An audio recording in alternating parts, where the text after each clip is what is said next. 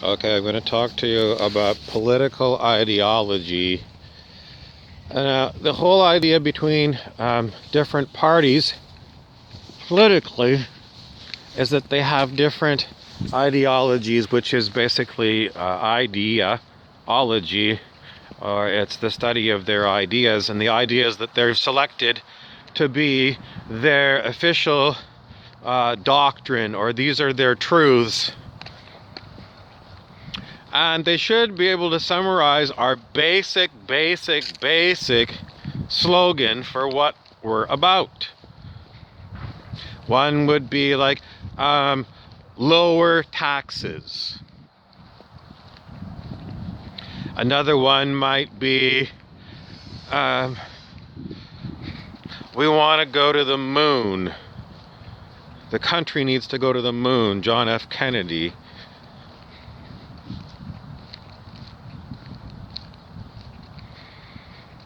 But that's not really the ideology is perhaps it needs more than a one slogan. Maybe you need sort of a basic framework around different subjects as to how you look at these things.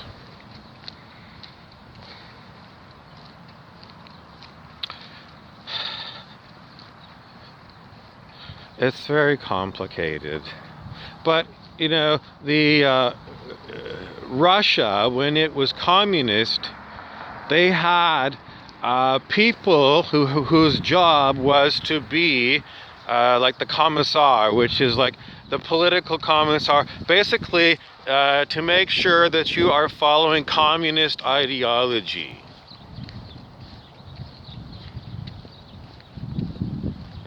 So they were looking to police anything that wasn't official communist Russia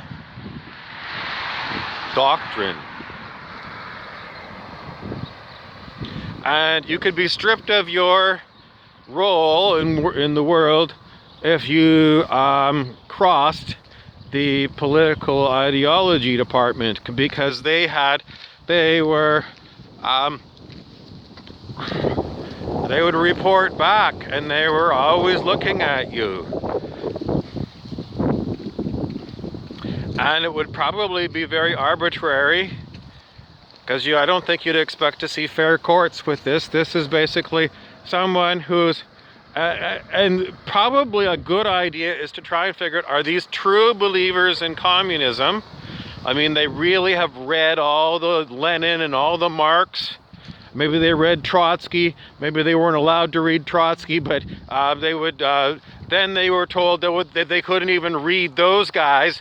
They would probably be told, under Stalin, you only go and follow Stalin.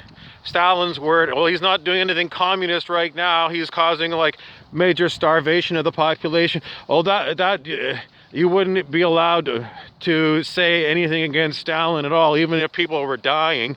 Otherwise, they would send the secret police to come and shoot you dead. Ultimate thing that happened with communism is it was used as an excuse, but it was totally the 1%. The same as what we talk about in Western capitalism. That's the same thing. The 1% of these communist countries are the same thing as the 1% in the capitalist countries. The same thing. An elite group of people who make the laws for everyone else, and then they flout those laws themselves.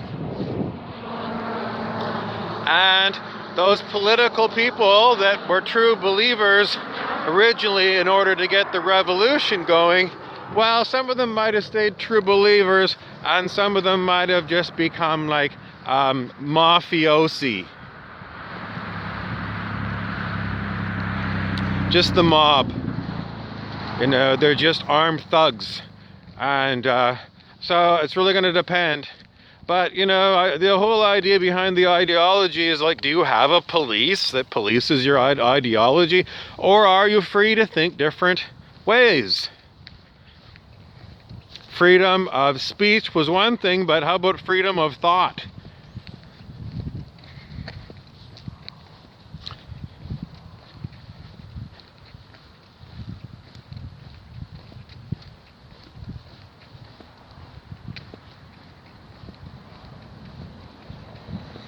And thus we have such a huge problem with censorship. Because when you censor, then that's what you're doing, is you're becoming a police force, the thought police.